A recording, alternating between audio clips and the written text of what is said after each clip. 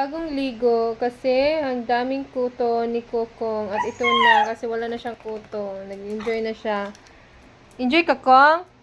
Sino ang hinihintay mo, Kong? Si Kuya Waward? Si Kuya Waward kasi naliligo pa. So, hinintay niya. Gusto niyang lumabas. Gusto niyang sumama kay Kuya Waward. Sa kanyang Kuya Waward. Oh, good day na, Kong. Good day na. Ano man na. Shh. Ayaw lagi diha. Good day. Here. Dida. Good day. Good day. Shh.